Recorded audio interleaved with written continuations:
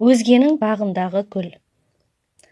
Түні бойы көз ілмей компанияның есебін жасаған жадыра, таң ата құжаттарының арасында көзі ілініп кетіпті.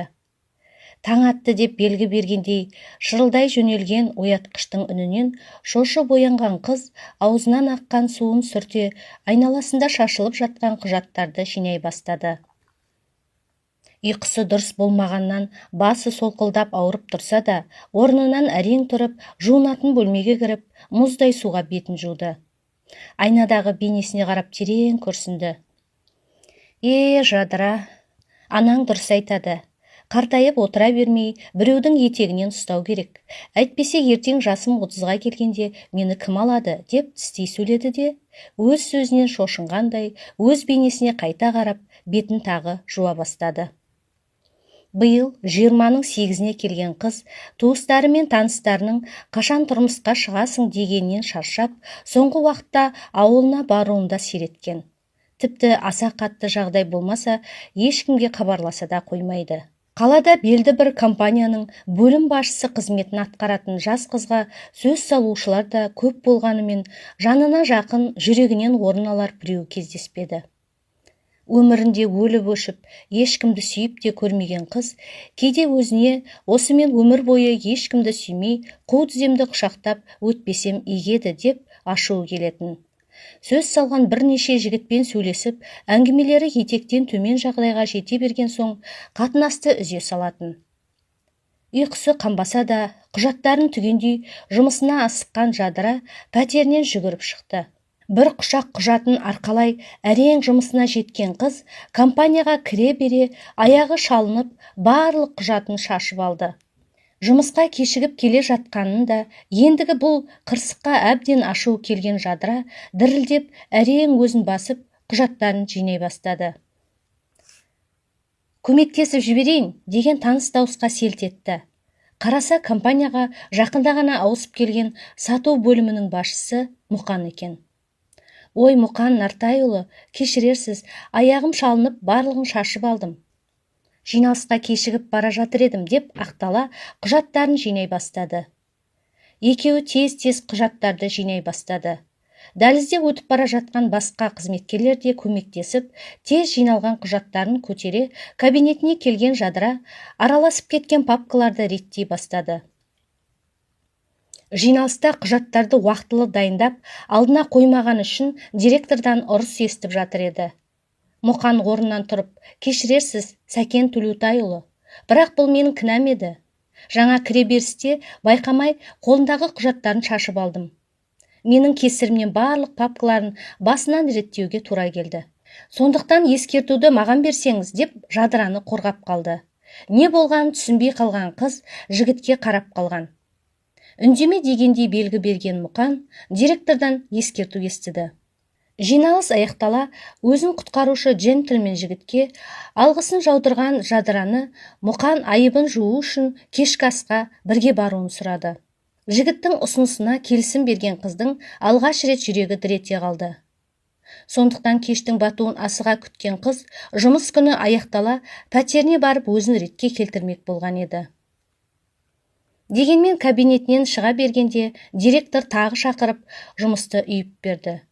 2 күндік шаршауы, бір жағы Мұқанмен кездесуі бар болған соң, бұл тапсырмадан бас тартқысы келгенімен жасаудан басқа мүмкіндік қалдырмаған директоры жадыраға таңертеңге дейін бітіріп алып келуді тапсырды. Тамағына тіреліп тұрған өксігін әрең басқан жадыра мұңайып кабинетіне келді. Шаршауын сәл басу үшін кофеге тапсырыс беріп, компьютерін қайта қоса бастады. Уәдеңді ұмытып қалмаған шығарсың, деп есіктен сығалап қарап тұрған Мұқанды көрген жадыра күлімдеді. Жоқ, ұмытпадым, бірақ бара алмаймын деп тұрмын. Тыныштық па? Сәкен Төлеутайұлы тағы үйіп тапсырма берді. Соңғы 3 жылдың анализін жасауым керек. Кешегі есебімде біраз қателік кетіпті. Ертең инвесторлармен кездесу бар екен ұмытып кетіппін, деп ашуын жасырғысы келіп, пернетақтаны тықылдатып баса бастады. Өкінішті. Жарайды, ештеңе етпейді. Мұнда үлкен компания ішінде жалғыз қорқарсың, жаныңда болайын. Бәрібір бұл қалада еш танысым жоқ. Пәтерімде зергемін, сізге көмектесейін.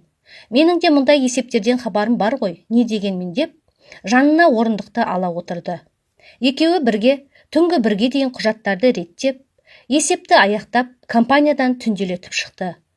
2 күндік шаршауынан аяғын әрең басып келе жатқан Жадыра кез келген жерде ұйықтағысыз да келіп тұрғанымен, жігіттің алдында өзін барынша ұстап келеді. Жадыраның пәтеріне дейін таксимен жеткен екеуі кішігірім көшемен жалғыз келе жатыр. Мұқанның қалжыңына күліп келе жатқан Жадыра бір сәтте жігіттің өзінің қолынан қысып ұстағанына таң қала қараған еді.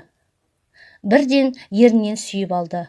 Ұйқысырап әрең келе жатқан Жадыра түсінбей көзі шарасынан шыға жөнелді.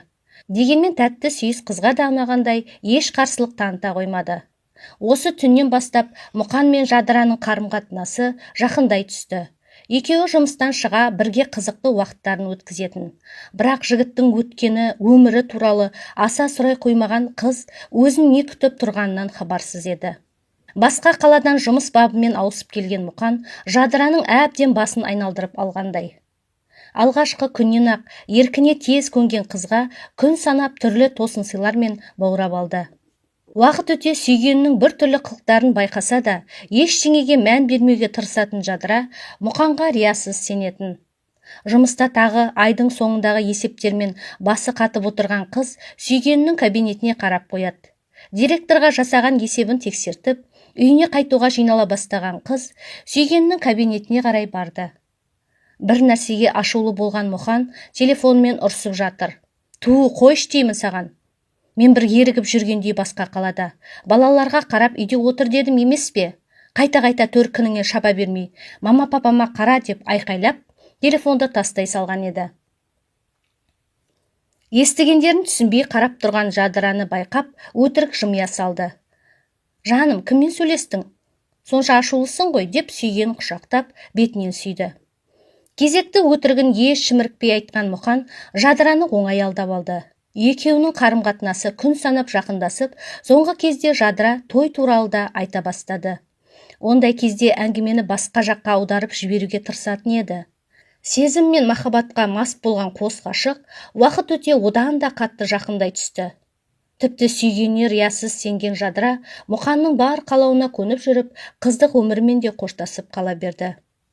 Тәні мен жаны ақ төсекте табысқан қос ғашық көп өтпей-ақ бірге тұра бастады.